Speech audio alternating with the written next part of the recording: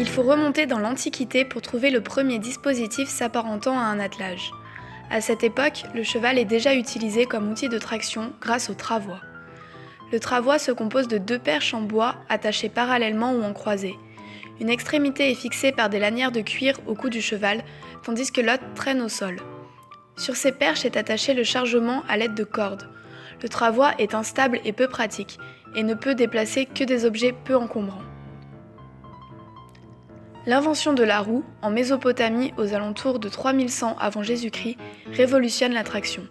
Le travail du cheval est facilité. Il a la possibilité de tirer des charges lourdes plus rapidement. Émergent alors deux types de voitures, à 4 roues et à 2 roues. Les nombreux avantages qu'offrent les attelages à 2 roues ne passent pas inaperçus.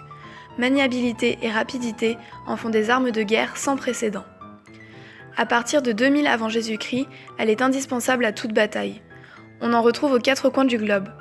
Selon les zones géographiques, l'objectif de construction est différent. Les Égyptiens cherchent la légèreté et la maniabilité, tandis que les Chinois alourdissent l'ensemble afin de lui donner de la stabilité.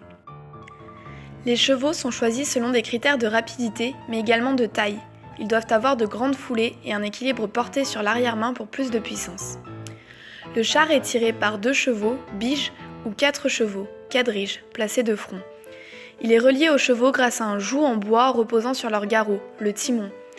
Différentes lanières relient le char au harnachement. C'est via un collier de cuir que le cheval tire l'ensemble, le joug d'encolure. Le cheval n'est à cette époque qu'un outil peu considéré. L'accent est principalement mis sur la qualité de la voiture. La roue a connu de nombreuses améliorations à cette époque, beaucoup plus que le harnais. Au Moyen Âge, la force motrice des animaux remplace celle des hommes, tout particulièrement pour les travaux agricoles. Le cheval permet un gain de temps et d'énergie sans précédent. Les paysans travaillent de plus grandes superficies agricoles et obtiennent ainsi de plus grandes quantités de nourriture. Commence à cette époque un nouveau type de sélection. On tente d'avoir des chevaux plus robustes pour les champs. Les différentes races de chevaux de trait, tels que le shir, voient le jour. À partir du Xe siècle, le harnais connaît des améliorations. Le joug dorsal évolue pour se rapprocher du modèle actuel de la bricole. Le blanchet est descendu plus bas sur le poitrail et est relié au trait. La bricole augmente la force de traction du cheval. Son confort est de plus en plus pris en compte car il est indissociable d'un travail de qualité. Le joug d'encolure, ancêtre des colliers actuels, n'a connu que peu d'évolution. Nos modèles en sont restés proches. Il est renforcé sur certaines parties, rembourré pour toujours plus de confort et adapté à la morphologie du cheval. Il doit donc être choisi avec grand soin. À la fin du Moyen Âge, l'attelage devient un moyen de transport public. Les voitures connaissent d'importantes évolutions.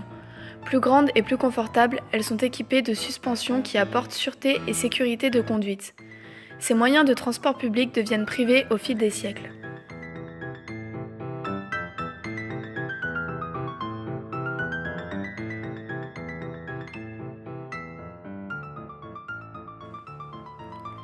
Le début du XXe siècle est marqué par l'apparition de la voiture qui signe le déclin de l'attelage.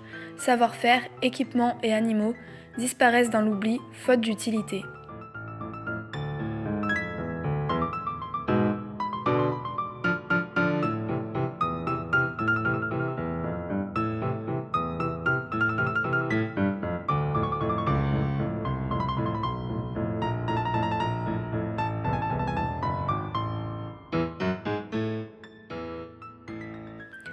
C'est à partir de 1970 que l'attelage connaît un renouveau grâce à la passion que le prince d'Édimbourg voue à cette discipline. L'attelage devient un sport à part entière qui se développe dans un premier temps en Angleterre, puis en Allemagne. Le premier championnat du monde d'attelage à 4 a lieu en 1972 à Münster. En 1973, l'attelage fait une première vraie percée en France comme discipline de compétition, avec l'organisation à Rambouillet du premier concours d'attelage. La FFE intègre la discipline en 1987. De cet événement est née l'Association française d'attelage, dont le but est de promouvoir la discipline. Elle confère au fil des années sérieux et rigueur aux compétitions grâce à l'établissement d'un règlement et l'organisation de concours internationaux. Anglais, Hongrois, Hollandais, Suisses et Allemands continuent de perfectionner les voitures et harnais. Ils renforcent la sélection des meilleures souches de chevaux et contribue à perpétuer la tradition des meneurs de chevaux en proposant de nombreux stages et formations aux enseignants. Un attelage de compétition peut compter 1, 2 ou 4 chevaux. Aujourd'hui, l'attelage est une discipline de compétition proposant différentes épreuves. Elle s'inspire principalement de l'équitation classique, mais trouve également leurs racines dans l'histoire de la discipline. Le meneur et son groom présentent à un jury leurs chevaux attelés à une voiture ancienne. La présentation du cheval, du harnais ainsi que l'hippomobile sont notées et doivent respecter un règlement strict. L'épreuve de présentation est suivie d'une épreuve d'endurance puis de maniabilité durant lesquelles l'équipe doit prouver sa dextérité et sa précision face à des difficultés données. Le trek se compose de 2 tests, le parcours d'orientation et de régularité, POR, et le parcours en terrain varié, PTV. Cette discipline est accessible à tout type d'attelage. Le POR est une évaluation de l'endurance du cheval sur un itinéraire de 15 à 22 km. Lors du PTV, l'équipage doit faire face à des difficultés propres à celles qu'il est susceptible de rencontrer lors de sorties en terrain varié. La qualité du dressage du cheval et la justesse des actions du meneur sont notées. Il comprend 3 tests. Le dressage. Proche du dressage d'équitation classique, le meneur doit mémoriser un tracé comportant un enchaînement de figures imposées. La précision de chaque figure ainsi que la maîtrise des allures sont évaluées. Le marathon.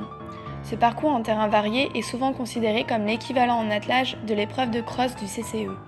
Elle est l'épreuve la plus impressionnante. Le meneur fait passer son attelage dans des obstacles matérialisés par des poteaux délimitant des couloirs étroits. Cette épreuve demande de la vitesse mais surtout de la précision. Entre chaque obstacle, différentes difficultés peuvent se présenter. Gué, collines. Aucune seconde de répit n'est accordée. La maniabilité. Une succession de portes délimitées par des cônes sont à franchir successivement dans un certain ordre. Des balles de tennis sont posées au sommet de chaque cône afin de s'assurer que l'attelage ne touche pas les portes.